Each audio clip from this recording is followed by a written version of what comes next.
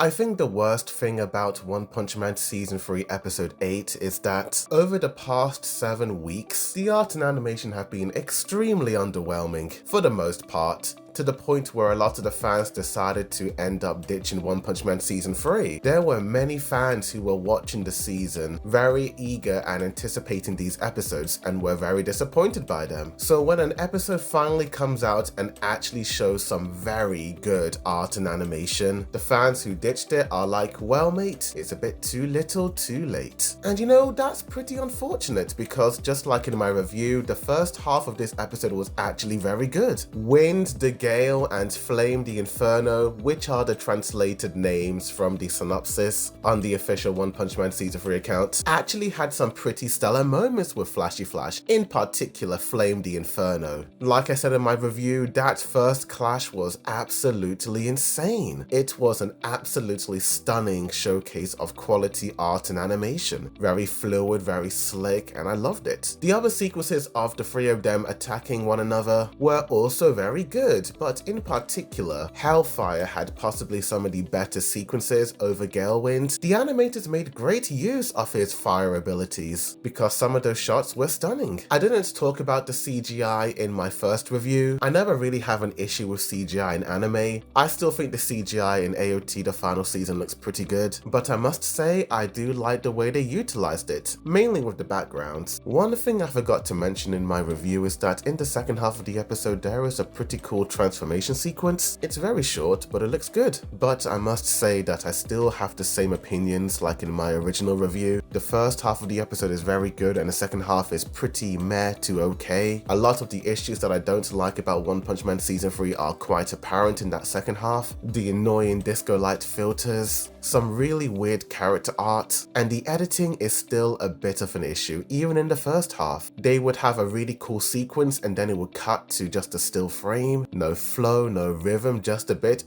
But like I said in my review, the first half of the episode has some of the best One Punch Man Season 3 has to offer, and some of the worst aspects of One Punch Man Season 3 that I don't like the disco lights. I think overall this episode is a pretty good 6 out of 10, and it does look like that not only do a lot of the fans agree, but some actually even love it even more. When the episode first released on IMDb, it started at a 2.1 out of 10 after getting over 300 ratings. Honestly, mate, that was extremely low because I thought to myself that the fans only watched the second half, but fortunately that rating went up and up and up, and now the episode has officially broken a new record. It is now the highest rated episode in One Punch Man's history, with a whopping 6.4 out of 10 with over 4,000 ratings. Thank goodness!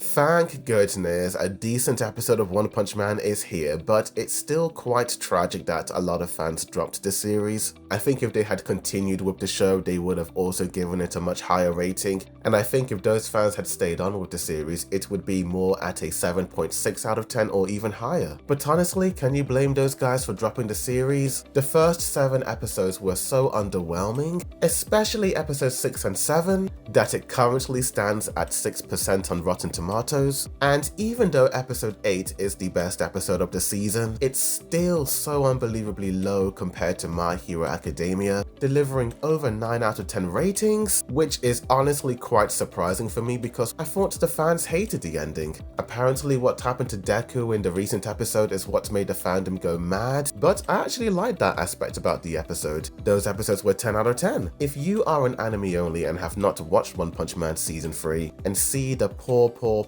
ratings for these episodes and the 6% on Rotten Tomatoes, that would put many people off watching this series entirely. Why would you only watch a 1 good season of anime and the 2 others are pretty mediocre according to the ratings? It's not good, and I think the entire situation is even more frustrating because we can see what JC Staff are capable of. We saw that in episode 3 where the Garou and Royal Ripper fight was pretty decent, and for the first time in season 3's history we finally have a full good sequence of animation. It's so annoying that they didn't have this quality in the early episodes, but it does look like my theory came true after all. As in the early episodes, I did predict that the future episodes will be the ones to have the most time, effort and energy put into them, while these early episodes will be the sacrifice in order for the final few episodes to succeed. And it looks like it's finally happened, for the most part. One Punch Man Season 3 did the impossible, it actually moved. This episode is proof that if you go into anything with very low expectations, you could end up being extremely surprised by the quality that is eventually delivered. But despite this episode still having some pretty good sequences, I still want to go into the future episodes with low expectations. I think in doing that, I'm going to end up enjoying the season much more, because if I go in expecting pretty bad animation, but end up being very surprised, then I think my rating will be much higher. Of course, everybody knows that the producer has hyped up episode 9 as being the episode to have the best art and animation, but I'm surprised that they didn't mention episode 8, because Flashy Flash and Hellfire were going absolutely crazy in the episode. I think Takashi Hashimoto was more or less on the money with the artists and animators delivering quality in the upcoming episodes, and that's what we all wanted in the first place. It's great to see all the positivity. Of course, you're gonna get your haters complaining about the episode, but given the episode a 1 out of 10 is a little too far in my opinion, yeah, the second half of the episode wasn't all that great, but the first half was very good, and I think the rating is much higher than a lot of these haters giving it a 1 out of 10. It is a solid 6 out of 10 overall. And I can't believe this, but the official Bandai Namco official X account actually have more likes than comments for once. 6 out of 10, good considering season 3 standards. Not anything truly groundbreaking, but definitely better than the previous PowerPoint slideshows, the best episode so far. At least in terms of flow and presentation, compared to early ones, this one felt more structured and deliberate. The pacing was noticeably smoother and the transitions weren't as abrupt, wasn't flawless, a couple of moments dragged slightly. Not bad, this episode was not that bad compared to the other ones at least, though I'm kind of disheartened by the fact that they used CGI for the fight, but the CGI didn't look that bad. It was actually pretty well executed. They blended in the 2D and 3D animation perfectly. It's pretty hard to distinguish between which is 2D and which is 3D, but as an animation nerd I noticed right away. The Child Emperor fights on the other hand looked not that good